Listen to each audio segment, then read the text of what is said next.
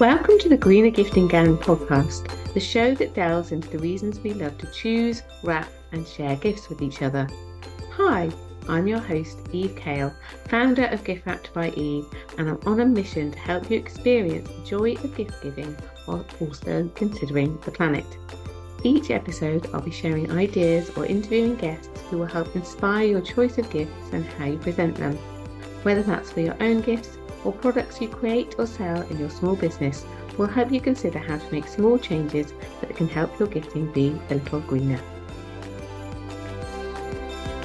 Hello everyone, welcome back to another episode of the Greener Gifting Gang podcast. And I'm really excited today because we have got our first returning guest, which is really, really exciting. So I've got Charlotte with me here again today, and Charlotte was one of our very first guests to the podcast, which is at the time of recording coming up to a year since we first started doing the podcast. So it's very exciting to have you back with us, Charlotte. So for anybody who hasn't listened to episode 4, which is way back in 2025, can you introduce yourself to everybody, please? Of course, and thanks for inviting me back. I'm honoured. So I'm Charlotte. I am the founder of a campaign called No Crap Parties and the Kids Party Pact campaign. I'm also a mum of 2 and a marketing consultant. So I'm sort of using my marketing skills and I guess my insight and experience as a mum to try and normalise more affordable, less wasteful gifting at children's parties. And when we first spoke, which was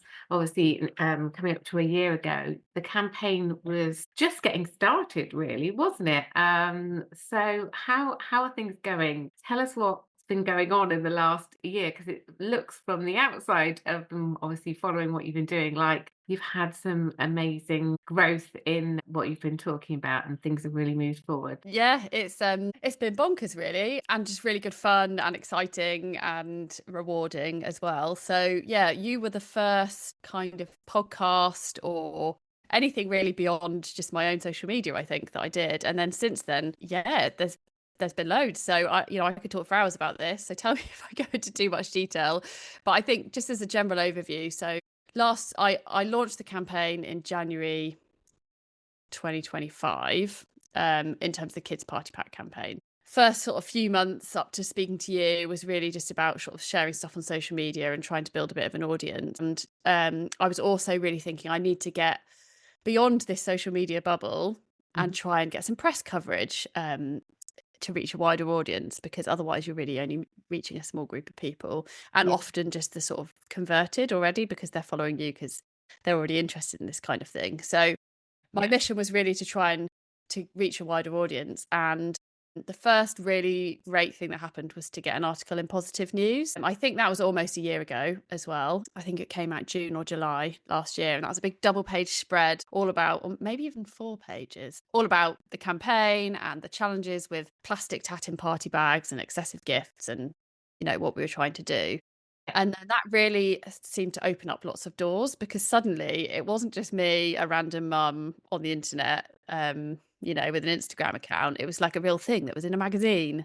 And around the same time, I applied for lottery funding via another organisation, which we then got in the summer last year to fund some of my time, but also fund some activities and resources and stuff. And again, like having that lottery funding, suddenly it was like a credible thing that had been funded.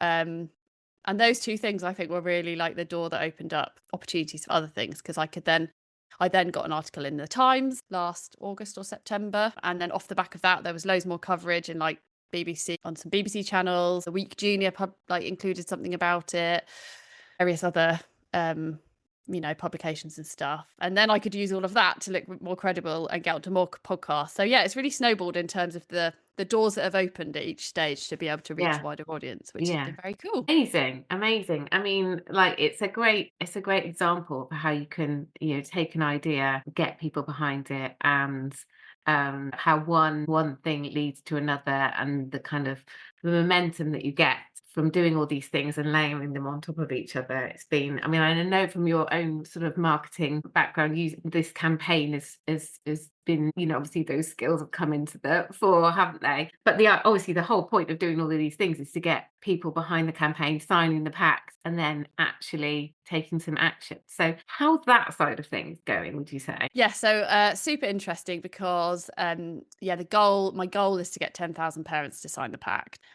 What I kind of knew already as a marketer and have definitely experienced is it's really flipping hard to get people to fill out a form on a website, which is essentially what the pact is. Yeah. And so I felt quite disheartened at times that, we're a very long way off that 10,000 parents signing the pact. But what I also know is that we have reached so many, hundreds of thousands of parents in terms of the visibility that the campaign's had. And I also get messages from people literally every week telling me about how, I gained confidence from seeing your content, and this is what I've done at my party, and the feedback was really good. And I literally get those, 2 or 3 messages like that every week.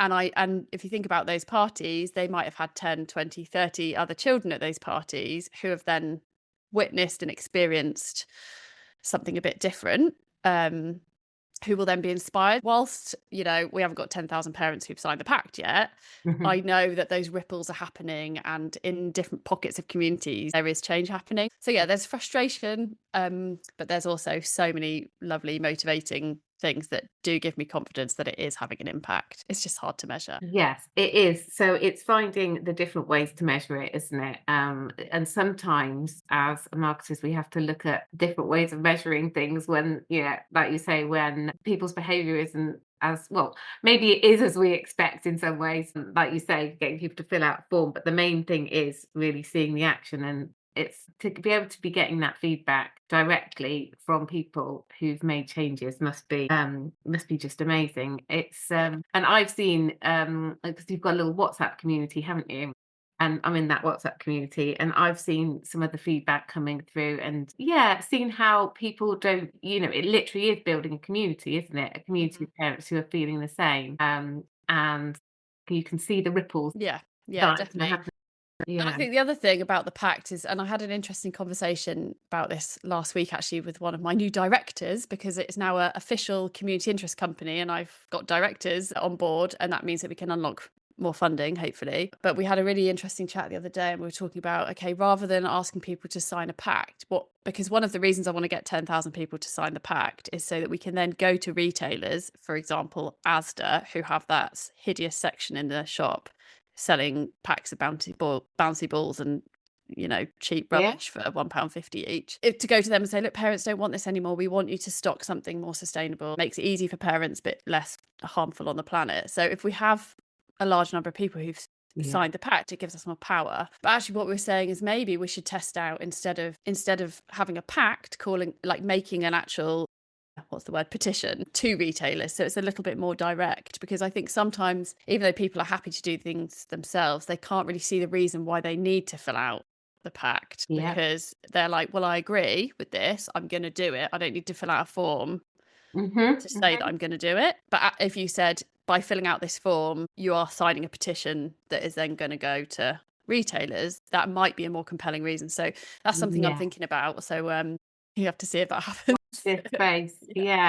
I think that feels like the natural next step, doesn't it? Because I feel that frustration myself. When I go shopping, and I just want to literally just cry in the aisle when I'm like, and then sometimes that can lead to the opposite behavior, as a parent, where you think, well, I'm just going to everybody's going to be doing it anyway, so maybe I shouldn't bother being different. But I think so, I can see how that might just tap into a slightly different psyche and behavior. So that'd be interesting to see if that kind of gets more traction, if we can do that. Just have to work out the timing for it. I saw an interesting post this week from Party Without Plastic on a similar vein of, because obviously they are looking at party favours that are without plastic.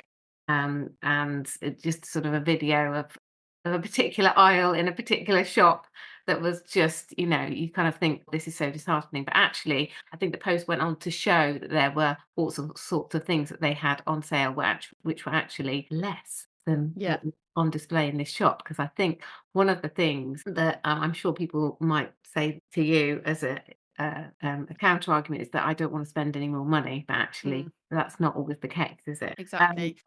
Just on that note, I am having a conversation hopefully this week with a very large organisation who has premises on most high streets about this kind of thing. So I mean, I can't say anything about it because I'm still trying to, well, the conversation hasn't really started, but I'm quite optimistic that there is Yeah. a will within this organization to do something because it is about making it really convenient so that you can just pick things Yeah. up and cheap, and people do want to give stuff and that's fine, Mhm. but it's just making it easy for them to do the right thing. Yeah. Yeah. So going back to the core principle of what you were trying to do, which is to change the way that people actually gift at parties, and then the party bag thing is kind of an add-on to that as well, Mhm. isn't it? Um, so obviously lots of people have got behind the campaign, but what are some of the objections that you have come across, and how have you countered them? And yeah, I'd love to, because I mean, I'm sure there are lots of people out there that are behind what you're doing, but I imagine there's been some negativity as well. And how have you dealt with that? Well, it's interesting because there's really not been very much negativity at all. Like, Okay. honestly, it's quite amazing. I mean, probably where there was the biggest pocket of negativity was on the comments on the Times article. Okay. Because obviously on Instagram and that kind of thing, it's mostly going to be reaching people who are of that mindset. And a lot of the content on social media is really just about inspiration and examples rather than talking about the environmental stuff, which is a bit more like polarizing, I suppose. Whereas the Times article reached a wider audience and it had a very inflammatory headline, which I was quite annoyed about. It said the mum who banned gifts for her children or something stupid like that, Okay. which obviously is not what I'm doing. And so I think there are people who read that and then decided to comment without reading the rest. So, but you know, Mm. most those comments tend to be things like, "Oh, such a killjoy. They're only young once. Just let them have fun." That kind of thing. And I'd say that that's pretty much the type of negative comment, if there is one, is that Okay. don't be a party pooper. And on a personal level, like that is just water off a duck's back because I know for a fact, having done this for my own children and seen lots of parties like it, it's absolutely not a killjoy thing to do. You're not No. taking anything away. We're not saying no gifts. We're saying be more conscious and kind in the way that you gift. It's kind to parents. I have absolute conviction in what we're doing. And I also think when there's people like that, in a way, just don't even bother trying to convince them because they're like too far in the other direction and they're not going to want to be convinced. And there's a whole load of people who are more in the middle who kind of, agree in principle or are concerned about the environment, but not really doing anything because life is busy and hard. And it's those people who I'm really targeting. So I don't really care if, John from Slough, because, John from Slough's not my target audience. Yeah. And actually also what you find is other people step up and back you up. So yeah, there's been very, very little, That's which is really, great because I think it just makes sense and most people agree. Like if you've got young kids, you've got a house full of stuff and toys and clutter and it's expensive. And that alone is a good enough reason to change the way we do things, let alone the environmental impact. yeah, absolutely. I mean, as you know, people will make changes for lots of different reasons, as long as as long as the impact is that has that environmental effect. In a way, it doesn't really matter. Exactly. Yeah, you've Uh, got to use whatever message is going to get through to people, not the message that you want to say. You've got to get through to people with what their values and their pains and their problems are. yeah, exactly. And as parents, a lot of the things that you're talking about, and the things that I've seen on your socials, really, resonate with me as a parent. I'm a parent of older children now, but the memories are still there of the class party stage. Absolutely, yeah, absolutely love what you've done, and it's just been amazing to watch Oh, over the last year and support what you've been doing. So yeah, thank you as well for all the cheerleading that you've been doing, which is it's nice. Like you said, there is a bit of a community, and Mm. there are people in a WhatsApp group, but there's also the same faces that I see popping up on social media, commenting on things and sharing ideas and that kind of thing. And it is really nice to know that all of those people are out there on the same page. Yeah, absolutely. I've discovered through doing this podcast, having conversations with people, that there are a lot of people thinking the same out there, and that's been really heartening. So The other reason that we decided to do a second episode is that you have also been working on something else, something related. But yeah, so I will not introduce it myself. You tell us what you've been doing. So I have written a children's book called Okay. Elf Chloe's Surprise, and it's a picture book for young children, but you could still read it to slightly older children. And it's all about a little elf called Chloe. It starts on June the 25th, the story starts, and she comes back from her holidays and she's discovered that all the toys they make at Santa's workshop, not all of them, lots of the toys they make at Santa's workshop are unloved and broken, and some of them are off to landfill and the incinerator. And she's pretty upset about it. So they decide to come up with a new plan to rescue toys and fix them up and give them again. The goal is obviously to help parents to have conversations with their children about what happens to this stuff after you've stopped playing with it. What could we do with it next? Do we need so many things?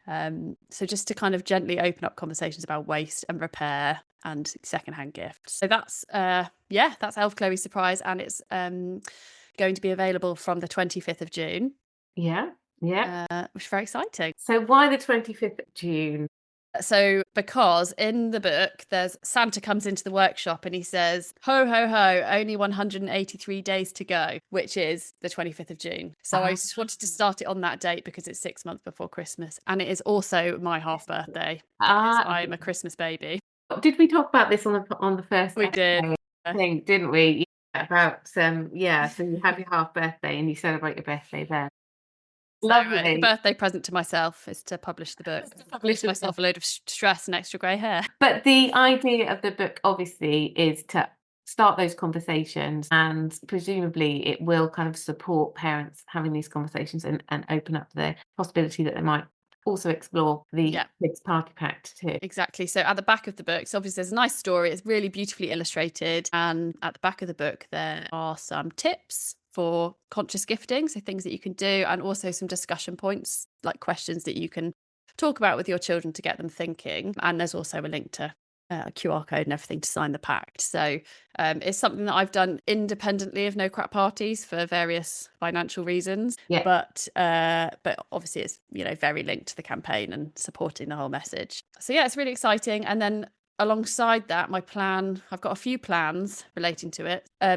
In a couple of weeks, I'm going to the Cumbria Youth Climate Summit, and I'm going to run a workshop with primary school children there all about how can we make gifting, when do we gift, and how can we do it in a way that's kinder to the planet. And I'm going to read them the book and stuff. And then off the back of that, I'm going to create a resource pack that primary schools or youth groups or whoever can use to do workshops and little sessions with children. It might be in their eco clubs, for example. And I'm also going to run a crowdfunding campaign, which is inspired by another author, children's author, who's done something similar, to get people hopefully to buy the book for their local primary school, the book and the resources, so that I can send them to as many primary schools as possible to reach as many people. So watch out for that as well. Wow, you've got so much going on. Absolutely love that. Bit too much. Yeah, I can resonate with that. I think so the book is where are you going to be able to buy the book? If somebody is listening thinking that's perfect, I really want to have this conversation with my child, with my grandchild, or where could they get it from? So there's going to be a few ways to buy it and a few versions of the book. So the one that I've got here is actually on paper that's been donated from a local paper company called James Cropper, and it is made on paper made out of recycled coffee cups, or it contains recycled coffee cups. So that I've printed with a local printer here, and I'm going to be selling those directly from my website and at local events and that kind of thing. So you can go to charlottecurl.com and look for the link that says children's book, and that you'll find it there. Or you can just search Elf Chloe's Surprise, and it should be available to buy online from places like Waterstones. I actually googled it last night, and it's on Waterstones and a couple of other online bookshops coming soon, which is exciting. And if I can figure out the Amazon thing, it's going to be on Amazon. I mean, so I'm currently struggling with that. Okay. I should get through those hurdles, and because as much as Amazon is not everybody's favorite online retailer, let's just put it that way. Yeah. Okay. Yeah. And I am slightly conflicted about selling it through there, but I also think it is where people shop, and it is a way to reach a wider audience, and I want as many people to read it as possible. So hopefully they stop buying so much stuff on Amazon. Yeah, there's a means to it. But getting to the point of actually being able to sell it on there is seems to be trickier than I thought. Okay, well, I hope you get through those hurdles so that more people can put it on their shopping list for maybe as a perfect Christmas gift or maybe a pre-Christmas gift. Yeah. And I've also, I'm doing some other things to help promote it. So I've got some kind of colour me in greeting cards. So they're just kind of the line drawings from the story.